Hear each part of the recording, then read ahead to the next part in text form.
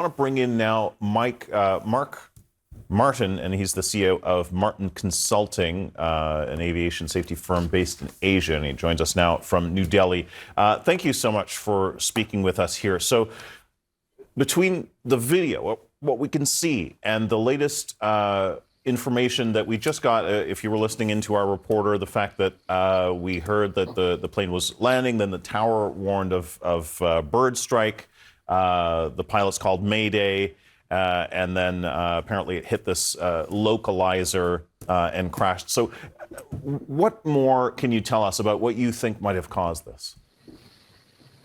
Hey, Kim, thanks for having me on CNN.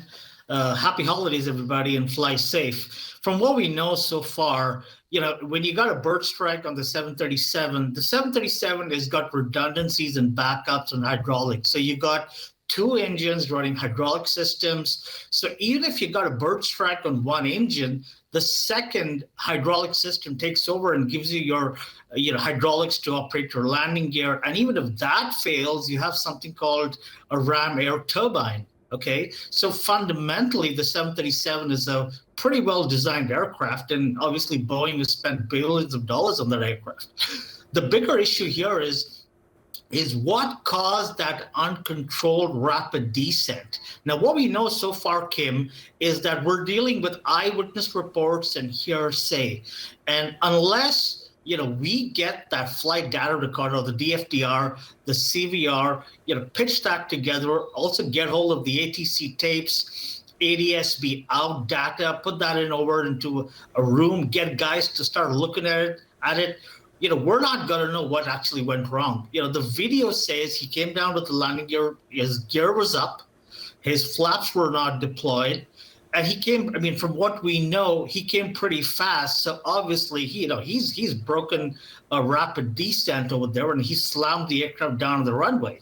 But again, we're speculating. And, let's respect the dead. There are a lot of lives lost. The crew's no more. And I think the faster we get into an independent investigation, and because this is a Boeing, Boeing needs to get involved with this, and so does the FAA, because something like this, you never hear of a Boeing 737 having such, incidents, or such a crash for that matter. Yeah, that's right. And you're mentioning Boeing there. I know they are offering their condolences. They're saying this. I'll read their statement. We are in contact with Jeju Air regarding Flight 2216 and stand ready to support them. We extend our deepest condolences to the families who lost loved ones, and our thoughts remain with the passengers and crew.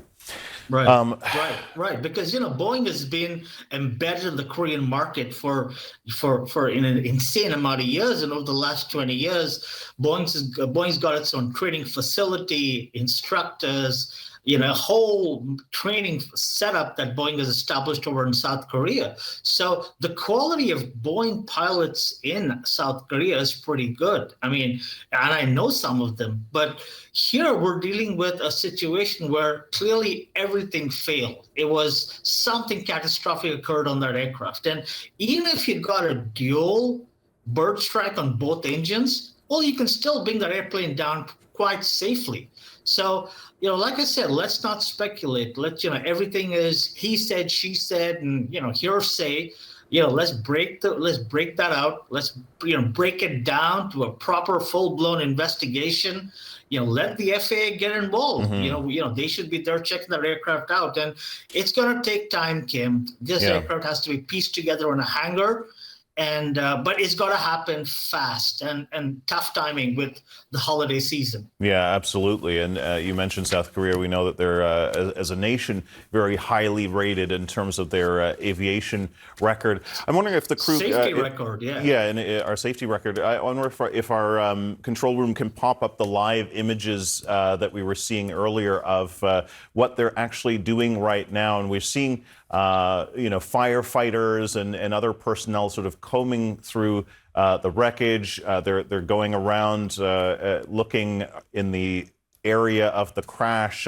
Take us through exactly what they're doing right now. I know, of course, they are trying to find the remains of passengers who are deceased, and take us through sort of what information that is most vital right now. So I think the priority would be to get everybody out of that aircraft in whichever state or condition they're in. You know, when you're assumed or presumed someone dead, sometimes, sadly or unfortunately, they're not.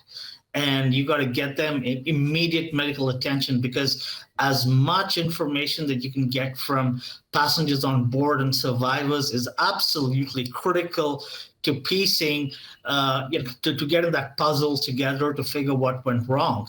And from what we're seeing so far is that, if you look at the end of the runway, you are going to have that kind of equipment. But what it appears that this guy turned back and he said, look, I'm going to bring the airplane down now, okay, and get me any spot to land. And he did that. And I guess he overshot. From what we know so far from the video, Kim, is he overshot. And when he overshot, you got no braking, you got no landing gear, you can't pull your thrust reverser back. So you're never gonna bring your aircraft back to a complete halt or stop. And that's what led him to ram the aircraft into the wall and into the ground equipment. Yeah. As we're looking at, again, the live pictures of crews sort of scouring the grounds there, trying to find remains of passengers, we have 122 confirmed dead. 2 people have been saved, 2 crew members. Pilots go through simulations of all of these types of situations, right, in terms of some of the things that might have been involved here, plane bird strikes and landing gear not deploying and so on, right?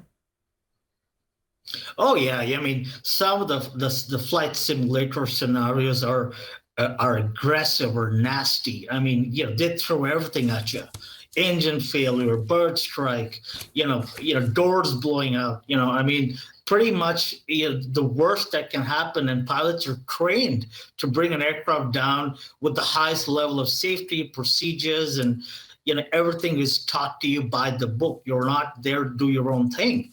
And clearly, from what we know so far, is the pilots brought the aircraft down even if the aircraft was completely incapacitated. So you had an approach, you had a touchdown, and everything was going fine from what we saw from the video. But tough luck, he just couldn't stop the aircraft in time. And what we would really establish, and I think what's going to be a quick fix here, is that once we get the cockpit tapes out, the CVR and the ATC tapes and the DFDR, I think all of those should tell us at least initially what went wrong. And the larger part of the investigation is when we start piecing the aircraft together in a hangar. That's when we know why did certain things didn't work with that aircraft. Why did they have to come in at that high speed? Why did the engines completely shut off? Was it one? Was it dual? So there are just so many questions right now. And Kim, as I said before, let's respect the dead. We're dealing with a whole lot of people who have lost their lives. And as much as least speculation with this is important. And I think, we got to wake those FAA guys out of their holiday spirit and get them down over to Korea, because this is critical and this has to be sorted now. Yeah, still so many questions about this tragedy. Mark Martin, thank you so much for being here with us. I appreciate it.